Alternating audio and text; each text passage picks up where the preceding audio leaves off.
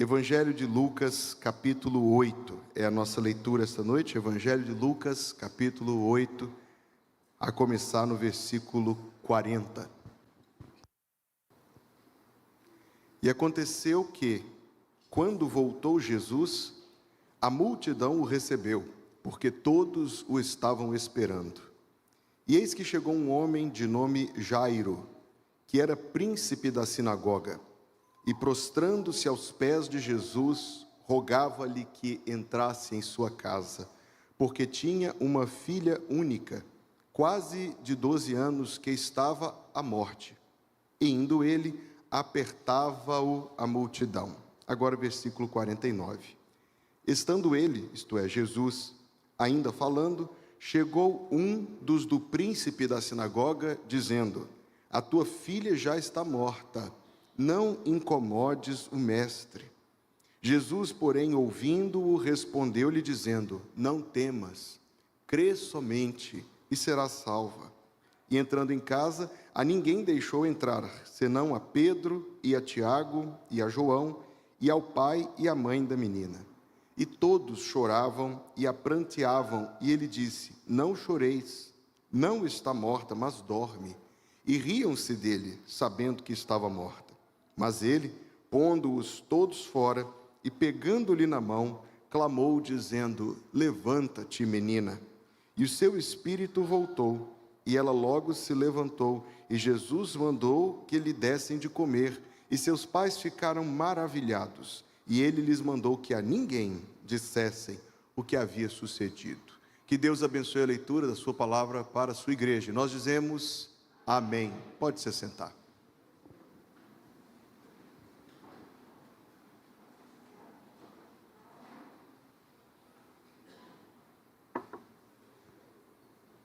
A data do Dia dos Pais, uma data do calendário da sociedade, uma data civil, não é uma data bíblica, não é uma data extraída da Escritura Sagrada, mas que, no entanto, nós lançamos mão dela como uma oportunidade para algumas reflexões extraídas da Palavra de Deus e sobre como nós próprios devemos caminhar e como nós devemos entender a nossa própria história. E eu me expresso desta forma porque não é para todos que o Dia dos Pais é uma data de sorrisos, não é para todos que o Dia dos Pais é uma data feliz. Na mente de muitas pessoas, a figura do pai representa ausência, distância, inexistência. Não são poucos os que vivem esse dia com algum desconforto, porque a ideia de pai em seu coração, a lembrança de pai, a referência de pai, não é a melhor. É claro que há pessoas, diferente disso, que tem muito prazer nessa data, que tem muito o que celebrar, que tem muito o que honrar, mas, como eu estou dizendo, não é todos.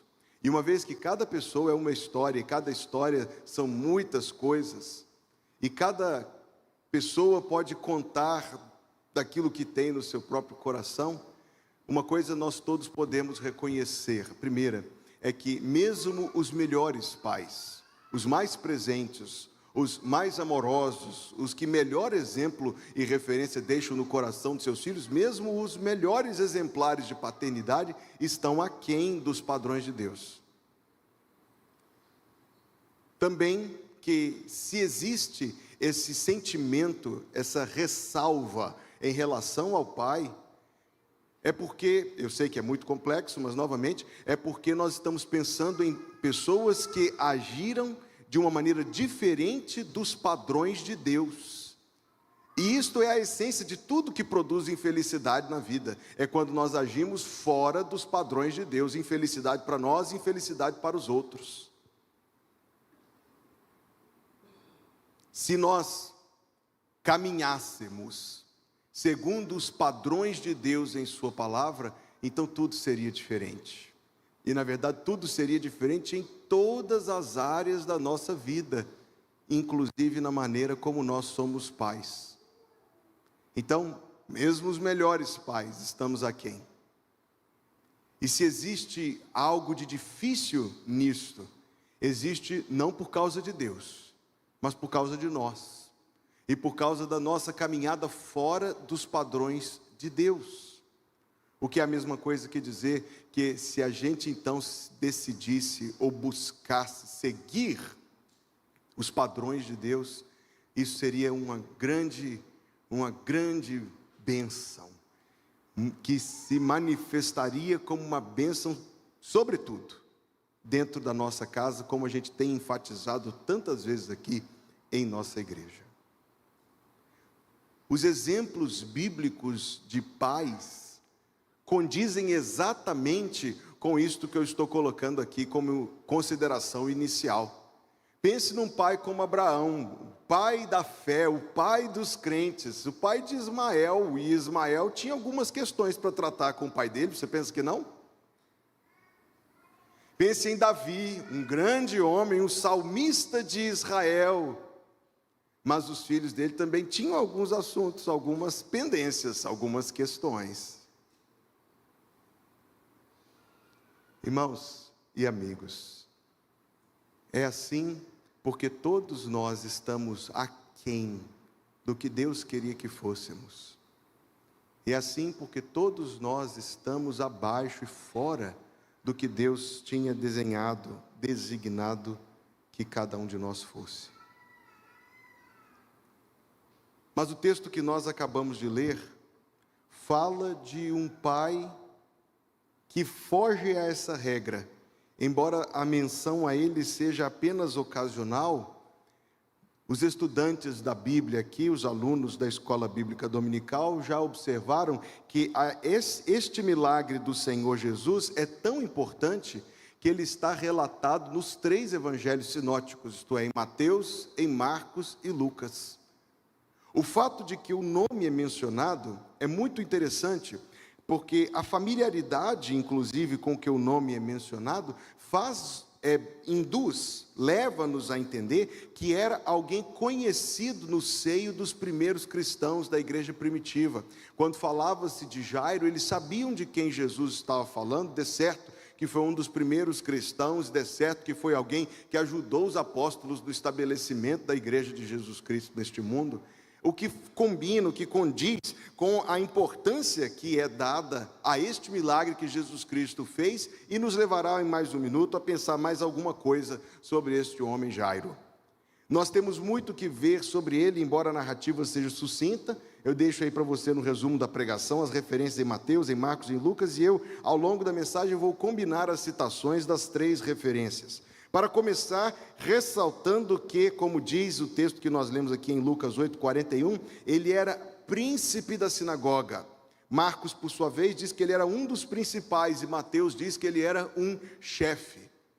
Dentre todas as coisas que isso significa, quer dizer que era um homem de uma vida totalmente reta.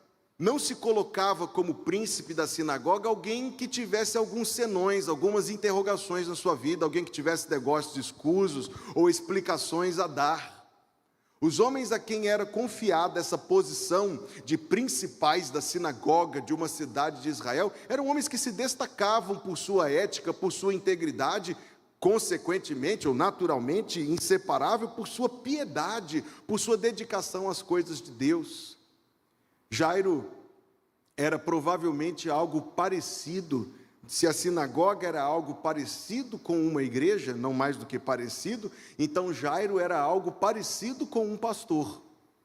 Muito provavelmente a sua casa estava atrelada parede com parede à sinagoga, era o normal, no costume naquela época, e ele cuidava das pessoas e da instituição da sinagoga, da administração, do cuidado, ao mesmo tempo que das pessoas, dando atenção, dando orientação, estando presente nos funerais, nos casamentos.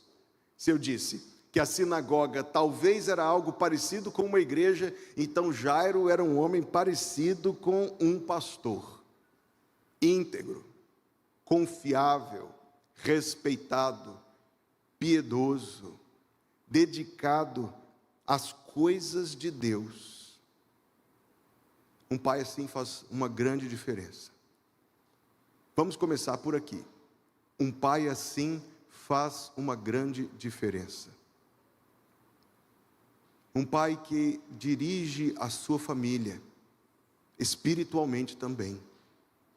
Um pai que ministra ao coração dos seus filhos a palavra de Deus e que ora diante da sua família e que lê a palavra de Deus. Nós precisamos, e muito, de pais assim. Alguns de vocês sabem disso. Eu não escuto só hinos do cantor cristão, majoritariamente, mas não exclusivamente. De vez em quando eu escuto hinos do HCC. Não. Quando eu estou ouvindo música que não é música cristã, às vezes eu gosto de ouvir música country americana. E um dos cantores, Willie Nelson, não sei quem sabe quem é o Willie Nelson aqui, mas o Willie Nelson tem uma música que de vez em quando eu canto lá em casa. Ele diz: tem uma Bíblia em cima da mesa. Não é uma música cristã. As páginas estão gastas, mas todas as vezes que eu vejo aquela Bíblia em cima da mesa, as memórias me vêm. Ele diz na sua música, The Family Bible, se você depois quiser ouvir, ele diz que se lembra da família sentada ao redor da mesa, e o pai lendo a Bíblia Sagrada, depois a mãe puxando os hinos. A última estrofe dessa música diz: esse mundo nosso está cheio de confusão, mas seria um mundo muito melhor. ênfase, Willie Nelson não é um homem convertido, pelo contrário, até usuário ele é. Mas ele diz: esse mundo nosso é um mundo cheio de problemas, mas seria um mundo muito melhor se nós tivéssemos mais Bíblias em cima da mesa, mais pais lendo a Bíblia para a sua família, e mais mães puxando os hinos no culto familiar. Homem de Deus, não permita que a sua fé seja uma fé só de domingo, ou que a sua vida cristã seja só aqui na rua Grajaú. Leve isto como algo vivo e renovadamente vivo, como algo que seja visível e notável em todos, e principalmente no coração dos seus pais, dos seus filhos, eu quero dizer, no coração dos seus filhos. Eu disse que Jairo é uma pessoa que aparece pontualmente na Escritura Sagrada, mas o que nós lemos sobre ele nos permite extrair algumas reflexões. Uma filha única, de 12 anos, a idade em que uma menina passava a ser considerada uma mulher. Talvez isso seja difícil para você de ouvir, mas era a data em que o pai já tratava do casamento dela para acontecer dali a algum tempo, mas era a data em que ela assumia responsabilidades. Filha única, de 12 anos. Todo o texto nos permite imaginar que forma de educação ela recebeu, que forma de homem ele era, que forma de casa ele presidia, e que forma de filha, ou que forma de criação ele estava dando para sua filha. Mas em seguida eu lhes digo, ele não presumiu que isso garantia para a sua filha. Eis um grave equívoco, o equívoco da presunção, de que basta você trazer a sua criança à igreja alguns domingos por mês, algumas vezes, mesmo pouco, ou mesmo que seja muito, e pensar que esta é a garantia absoluta, assegurada, a prova de balas, de que o seu filho não vai se tornar um desses aí. Quantas vezes nós encontramos esses questionamentos? Ou quantas vezes, mais vezes do que com os questionamentos, nós nos deparamos com essa presunção? Quantas horas tem a semana? 168. Quantas horas você passa em atividade cristã? Quanto desse tempo você coloca nas coisas de Deus na vida dos seus filhos? Uma hora a gente passa o quê? Domingo de manhã, o culto dura 1h15, a escola bíblica dominical dura 1h30, portanto 2h45, porém o culto à noite, domingo, dura 1h30, quando o pastor não se prolonga, né, pastor Hugo? É verdade. Aí soma isso tudo com aquilo, vai dar 4 horas para uma família que representa uma pequena fração, não da membresia desta igreja, mas da população em geral e até daqueles que se declaram cristãos. Põe mais 1h30 aí na quarta-feira. Culto em família, 5 minutos, 10 aqui, tal, mais alguma coisa ali, pequeno grupo, talvez. Estou dizendo que na melhor das hipóteses, como eu me expressei numa outra mensagem aqui alguns anos atrás, na melhor das hipóteses, o combate pelo coração das nossas crianças é combatido de maneira desproporcional.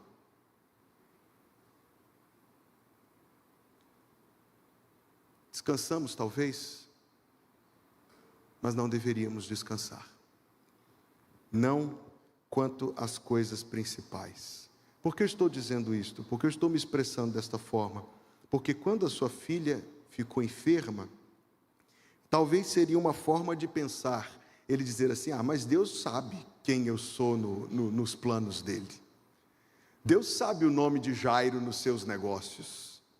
Deus sabe que eu estou ocupado cuidando das pessoas para ele e da sinagoga dele. Ele não presumiu que isso garantia para sua filha, porque não garante. Deus tem muitos filhos que ele acolhe, eu falarei disso no final da mensagem. Mas netos, Deus não tem um sequer. Deus é um grande pai, mas Deus não é avô de ninguém.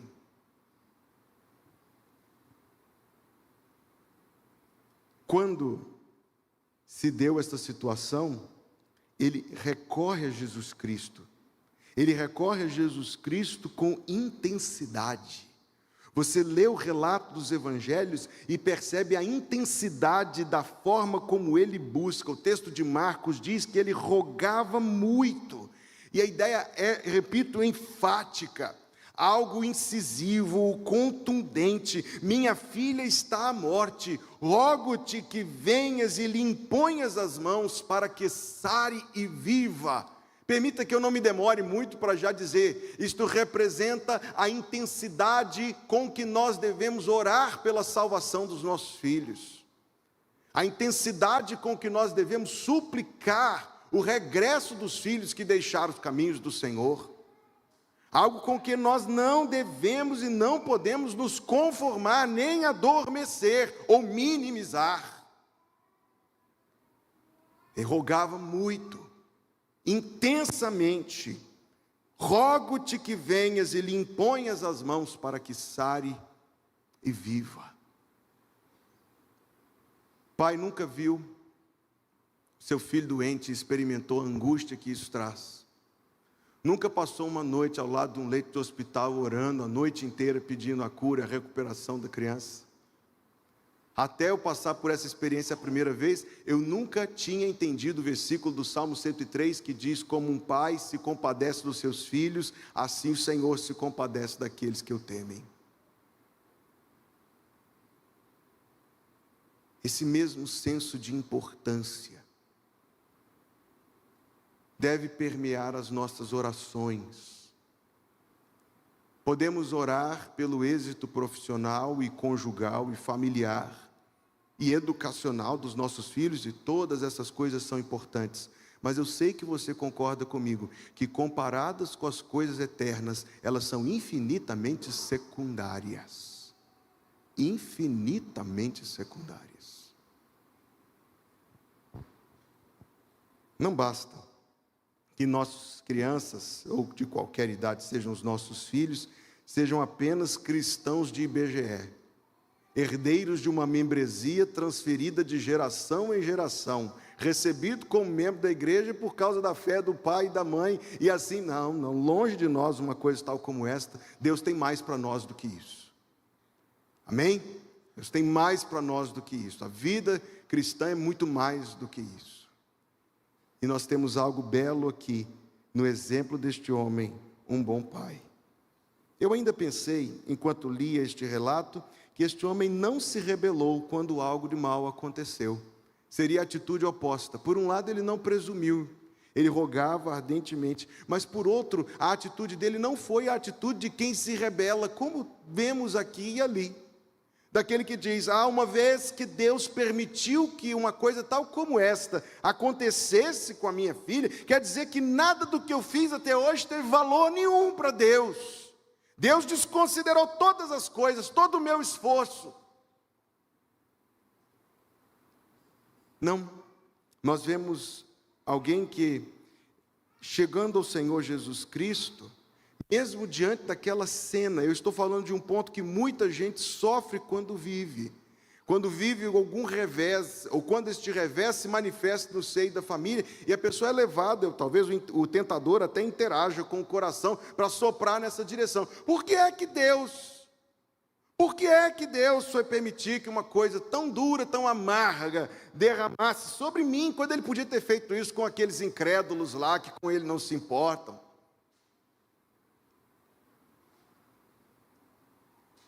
Nós vemos uma atitude diferente disto. uma atitude de alguém que adorou o Senhor Jesus Cristo, diz o texto de Mateus 9,18. Adorou prostrando-se. E de todas as coisas que a gente possa dizer sobre isso, isso é um testemunho que perdura no coração da família. Você sabe que para Jairo, na condição de príncipe da sinagoga, ser visto publicamente buscando o Senhor Jesus Cristo, da forma como ele buscou, era algo que lhe custaria. Você sabe disso? As sinagogas eram geridas por uma espécie de estrutura, uma estrutura organizacional, que havia supervisões locais, todas essas supervisões reportando à chamada grande sinagoga de Jerusalém.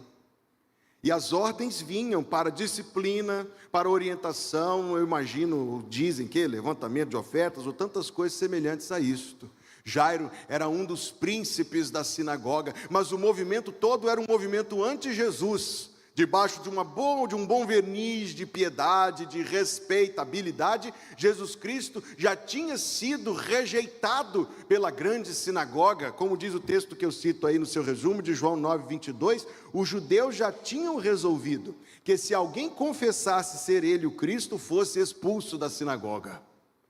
Jairo já tinha provavelmente recebido uma circular, papel timbrado da grande sinagoga de Jerusalém, dizendo: determina-se que seja expulso da sinagoga todos os seguidores do Nazareno, publique-se, intime-se, cumpra-se.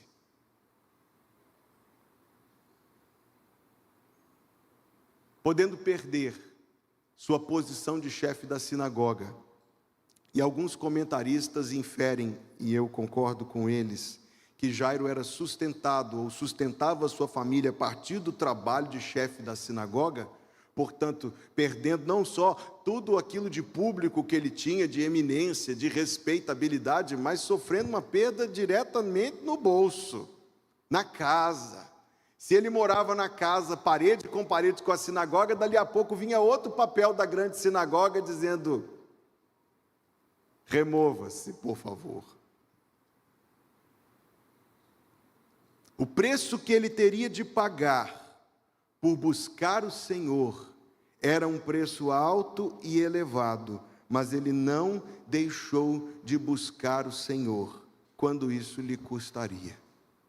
Se você, homem de Deus, quer buscar o Senhor, você vai ter de pagar algum preço, não pela salvação, a salvação é sempre gratuita, mas para que você possa estar à frente da sua família espiritualmente, você vai ter de pagar o preço. Algumas coisas você vai ter de dizer não para si, para a sua vontade, para a sua preferência, para aquilo que você gostaria de fazer com aquele tempo, praticar aquele esporte, sair com os amigos, fazer alguma coisa que lhe pareça mais atrativa, lá no coração caído do velho homem.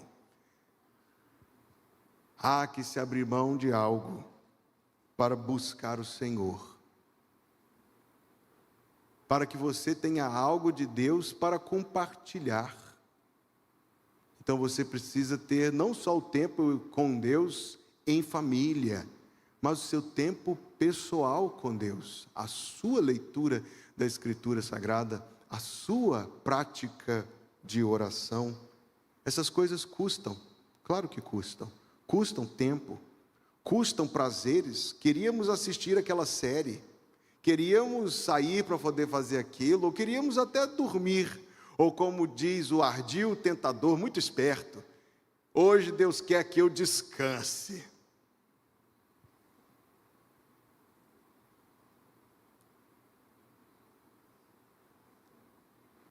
Para Jairo, custava muito mais, inclusive, muito mais. Ele não deixou de buscar o Senhor.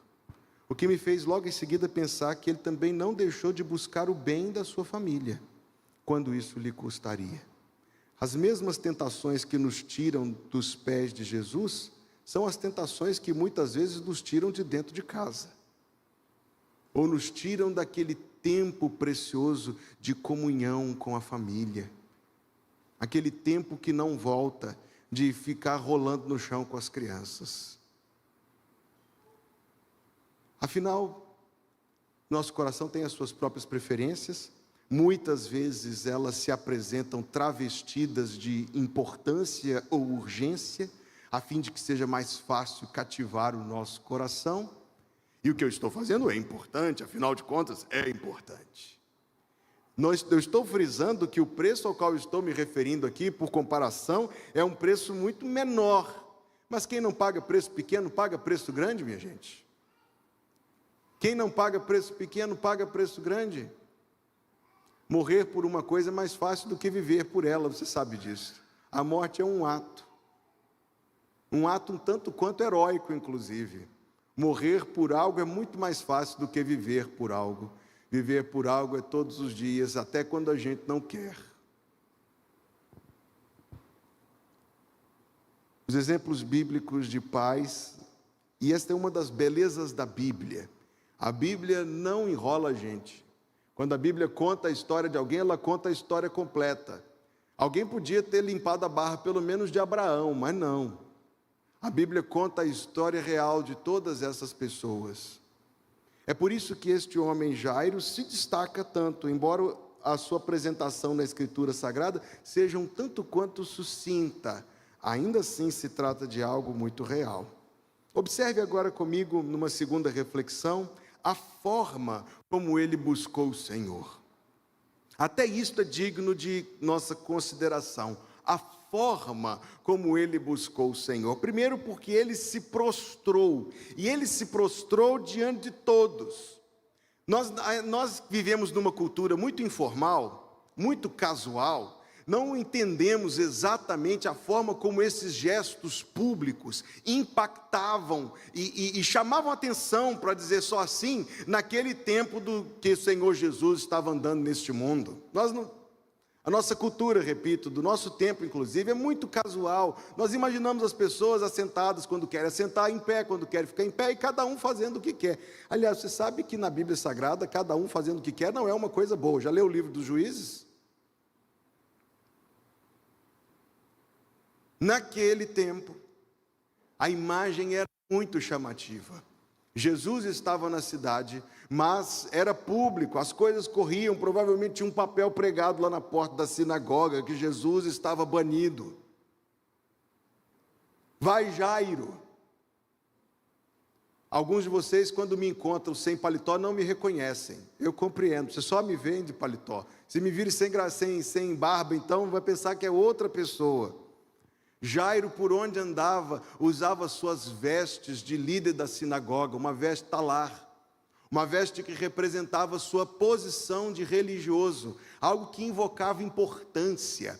Nosso meio não tem isso, no máximo uma gravata, que é uma roupa comum que muitos de vocês usam no trabalho, mas outras denominações têm vestes como um colarinho clerical, ou mais do que isso, até uma roupa, uma batina. Chama atenção. Aliás, quando eu saio de terno e gravata aos domingos, chama atenção. Quando o homem sai com uma batina daquela, é uma coisa muito vistosa. Estava lá o povo, Jesus, e chega o homem de batina, com a veste de líder da sinagoga, principal da sinagoga, Jairo. Todo mundo sabia quem era Jairo. Ao mesmo tempo, todo mundo sabia que Jesus tinha sido banido da sinagoga. Alguns viram Jairo chegando e disseram: problemas, vai ter treta. E quando Jairo se aproxima de Jesus Cristo, publicamente ele o adora. Ele se lança aos pés de Jesus Cristo e publicamente, aos olhos de todos, essas coisas para Deus têm muito valor. Essas coisas fazem parte da metodologia com a qual Deus lida e trabalha com a gente, publicamente. Como eu estou fazendo aqui comparações, será que, meu irmão querido, eu falei sobre leitura da Bíblia em casa, com a família, ou particular, eu falei sobre oração, mas será que na hora dos cânticos congregacionais, os seus filhos veem você cantando para eles aprenderem como é que se faz?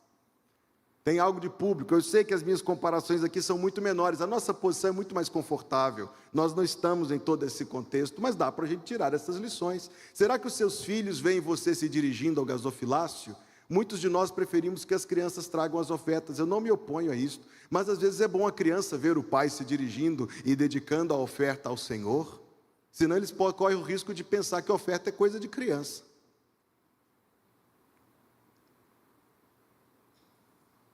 Há algo de público. Nós somos práticos demais com as coisas. Nós pensamos que se os objetivos estão alcançados, tanto faz. Deus dá valor aos gestos. Deus dá valor aos atos. No caso que nós estamos vendo, quando isto causou muito espanto, na minha imaginação, às vezes a minha imaginação é um pouco imaginativa demais, mas eu imagino o grupo de pessoas, Jesus Cristo ali, Jairo chegando, vem aquele homem, o líder da sinagoga, se prostra, as senhorinhas, porque em seguida, depois de ter se prostrado publicamente, Jairo disse palavras muito importantes. Observe, eu citei aí 3 versículos no resumo que você recebeu. Mateus 9:18, ele disse: chegou um chefe e o adorou, dizendo: minha filha faleceu agora mesmo. Pastor, a sua Bíblia se contradizendo aí. Tem uma nota de rodapé na pregação.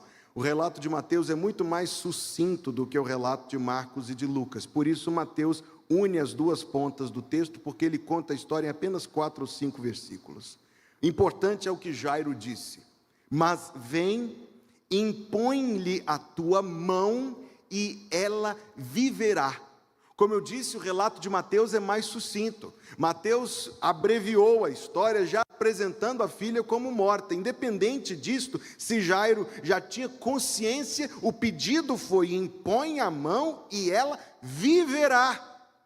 Não foi na narrativa de Mateus, não é apenas uma questão de cura, que já seria algo grande. Na narrativa de Mateus, é um milagre de ressurreição. As narrativas se combinam.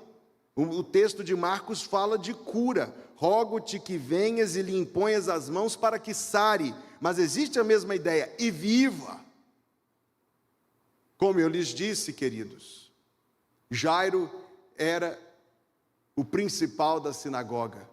Uma de suas atribuições era cuidar dos livros santos.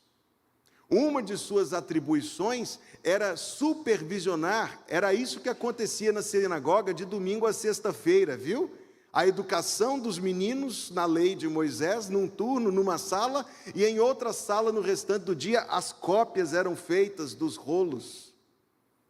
Jairo era o supervisor de todo esse trabalho.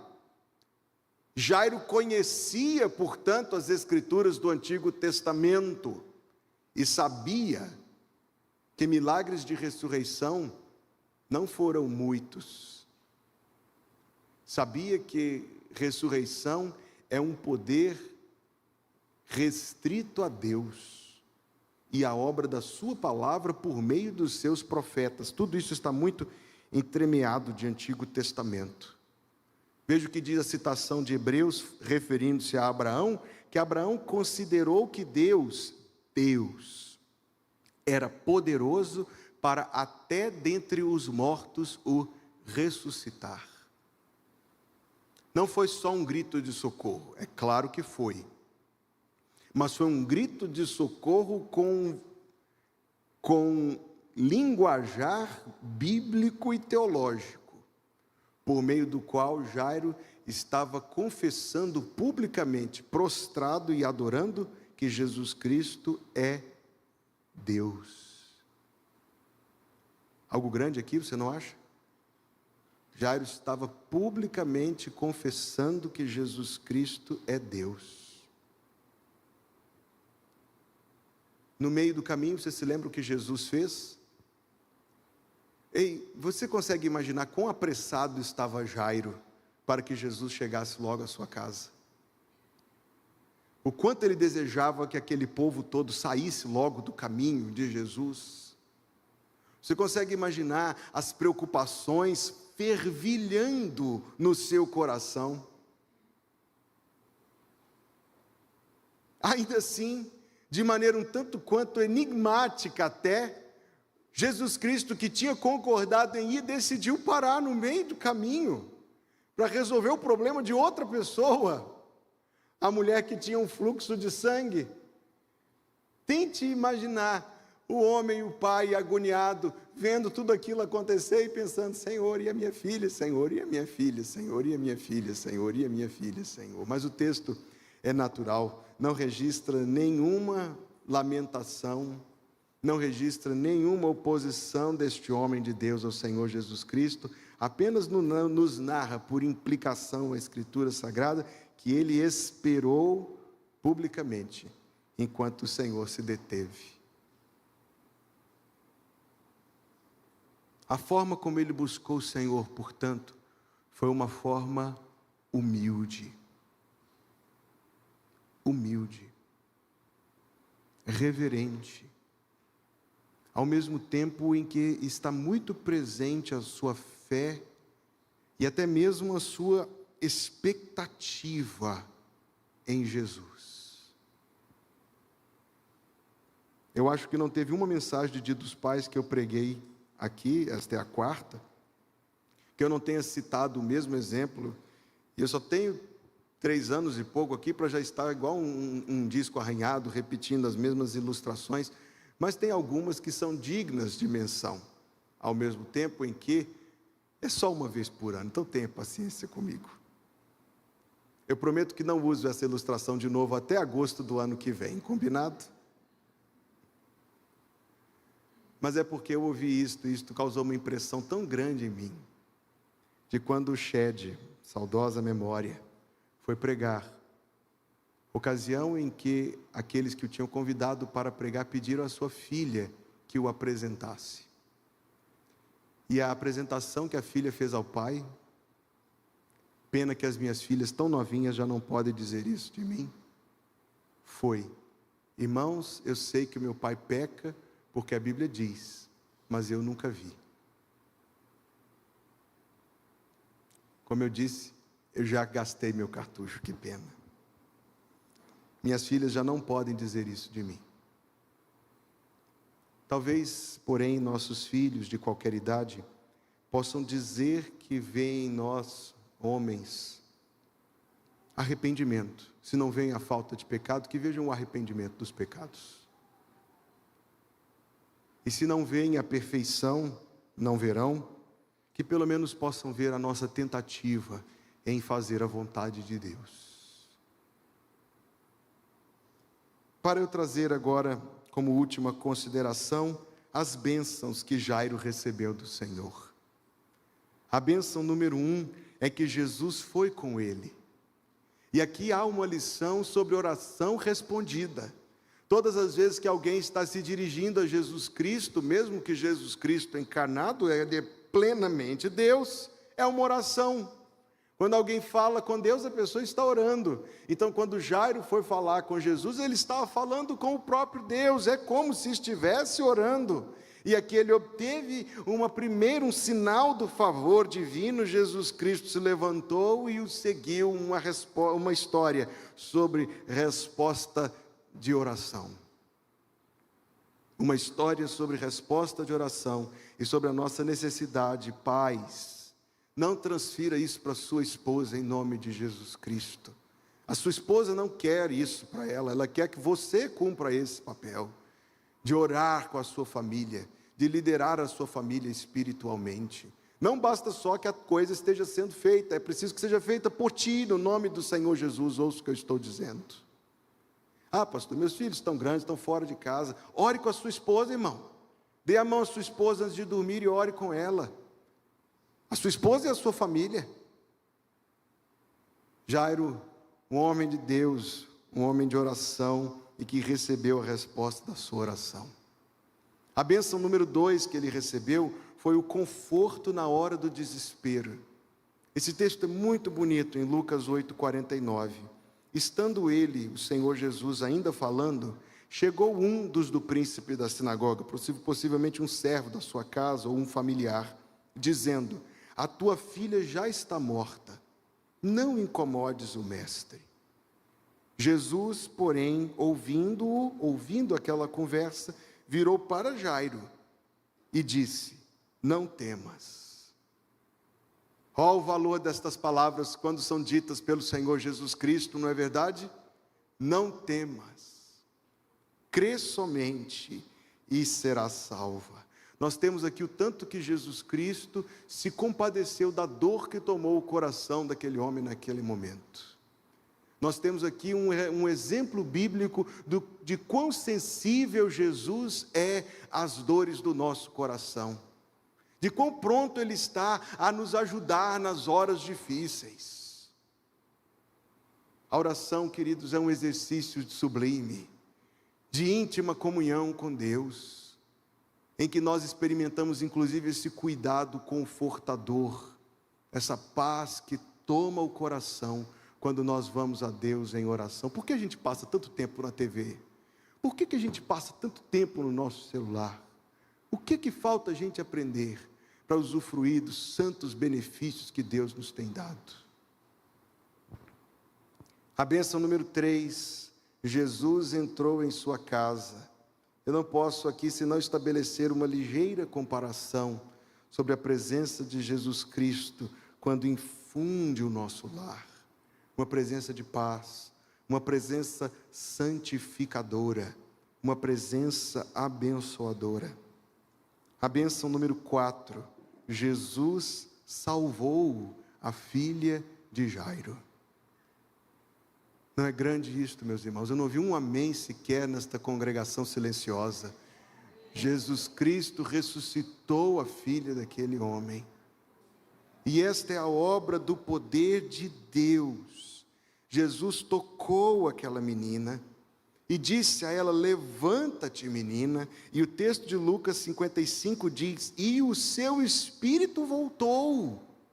Note essas palavras, só Deus pode fazer uma coisa dessa acontecer. E o seu espírito voltou. Essa será uma palavra de encorajamento para nós pais que estamos orando pela conversão dos nossos filhos. Eu sou um de vocês. Até que vejamos a vida entrar, a vida espiritual chegar à vida dos nossos filhos. Quantos são os pais que têm filhos que hoje não querem mais ouvir as coisas de Deus? Então vamos orar até o Senhor lhes quebrantar o coração, amém?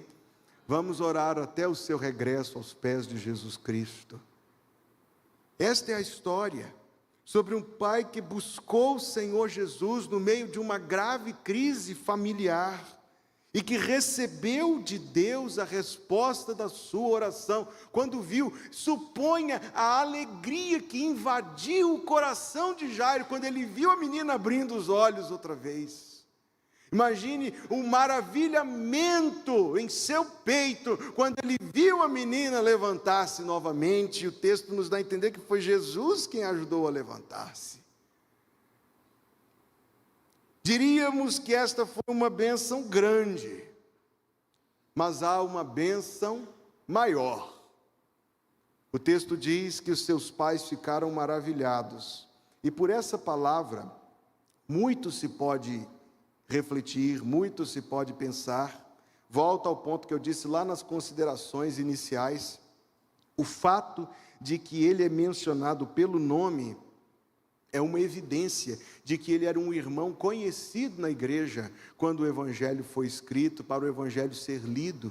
Em algum momento, quando Marcos foi o primeiro a escrever dos 4 evangelistas, quando Marcos compartilhou as memórias de Pedro que ele tinha transcrito por volta do ano 46, não mais do que anos 50, a igreja estava reunida, talvez Jairo, aqui é minha imaginação, talvez a sua filha dê certo, assentados na congregação, quando o evangelho de Marcos estava sendo lido pela primeira vez, foi mencionado o nome de alguém que estava ali, e foi mencionado o que Jesus Cristo fez. A inferência que eu estou fazendo é que a bênção que ele recebeu para sua filha foi grande, mas a bênção de ter estado para sempre, por isso eu coloquei a bênção número 5, a bênção da salvação. A minha leitura deste texto é que Jairo e a sua família foram salvos. Crê no Senhor Jesus Cristo e serás salvo, tu e a tua casa, e todos na tua casa que crerem no Senhor Jesus Cristo. Talvez este irmão que já nos aguarda no paraíso terá sido a primeira pessoa a provar a realidade destas palavras. Creia no Senhor Jesus Cristo e serás salvo, tu e a tua casa. Jairo, irmãos, um bom pai. Mas o melhor dos pais é um homem pecador. Esta é uma data, o Dia dos Pais, é uma data, como eu disse, de uma mistura de sentimentos no coração de tantas pessoas. Nós temos aqui um grande número de pessoas. Só Deus pode conhecer o que há no coração de cada um. Talvez seja uma data para perdoar, ou talvez para pedir perdão. Talvez uma data para reconciliar-se com as diferenças e viver em paz. Talvez seja uma data de honrar a memória dos pais que já estão no céu. Talvez seja uma data de honrar os pais que talvez não foram pais de sangue, mas foram como pais. Quando Paulo escrevia para Timóteo, ele dizia: a Timóteo, meu verdadeiro filho na fé.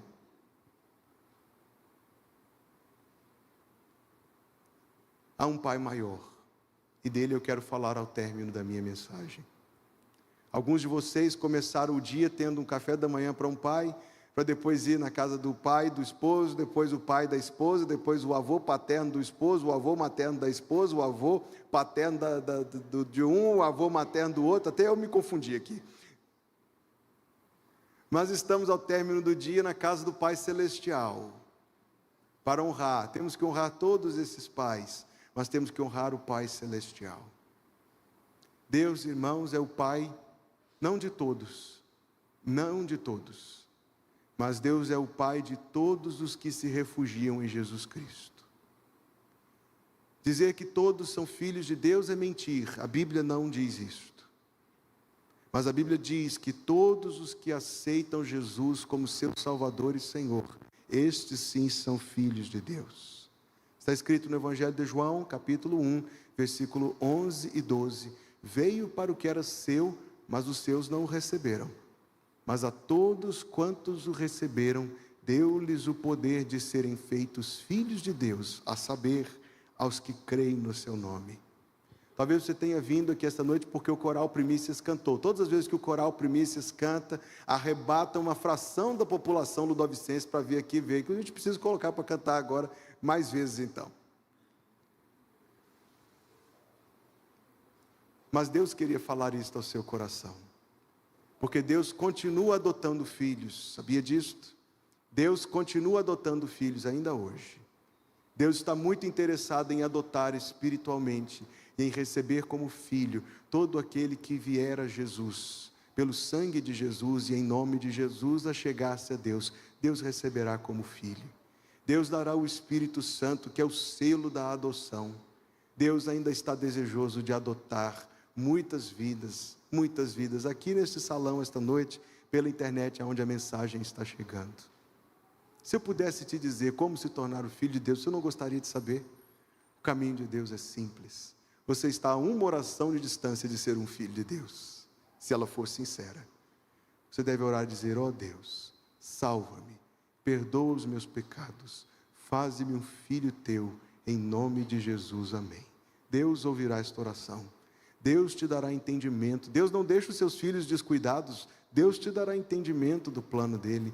Deus te ajudará a crescer em Cristo. E nós estamos prontos para te ajudar também. É por isso que, ao término do culto, eu me coloco à sua disposição. Eu vou estar lá na porta cumprimentando a todos, mas pode falar comigo. Eu quero, inclusive, ouvir. Se Deus toca o seu coração, eu quero orar com você. Se você ainda não é batizado, nós vamos ter batismos no mês que vem aqui na igreja. Quem sabe vai ser o dia do seu batismo. Me procure para que eu possa lhe dar as orientações. Ou você deseja se tornar um membro desta igreja. É uma excelente igreja para fazer parte. Nós começamos hoje um grupo de novos membros, de interessados, daqueles que querem conhecer um pouco mais sobre a igreja. Esse grupo teve o seu primeiro encontro hoje, continua o próximo encontro no domingo que vem. Você é meu convidado, domingo que vem, após o culto da manhã, a estar conosco. Eu sei que eu falei muitas coisas aqui, mas no informativo que você recebeu, você pode entrar em contato conosco, tem o contato da igreja lá, e nós estamos à sua disposição para te ajudar e servir de qualquer maneira que nós pudermos. E agora eu queria orar com você. Curve a cabeça, Feche os olhos. Deus, eterno e santo, quanto prazer e alegria e gratidão nós temos em poder chamar a Ti de nosso Pai que está nos céus. Porque Tu, ó Deus e Pai, nos recebeste pelo sangue do Teu Filho Jesus, na Tua família, e nos deste, Deus, esta posição acima de toda comparação, filhos de Deus. Deus de amor, eu oro a Ti, que dês compreensão do Teu plano de salvação para aquele que ainda não entende. E oro pela obra convencedora do Teu Espírito Santo, no coração que ainda não sentiu o Teu perdão e a Tua graça. E oro, Senhor, sim, que estas vidas por Ti poupadas, libertas, ó Deus, possam experimentar de todo o gozo e de todas as bênçãos da salvação. Oro a Ti, Senhor, pelos pais aqui presentes ou representados. Pais, Deus, que estão contigo no paraíso. Pais, Senhor, de quem nos lembramos. Pais que estão em outro lugar, talvez distantes geograficamente, mas aqui no nosso coração. Pelos pais aqui presentes, Deus, homens de Deus que têm sido sustentáculo da sua família e do seu lar. Nós vivemos, Deus, num mundo onde o Teu inimigo quer destruir estes homens.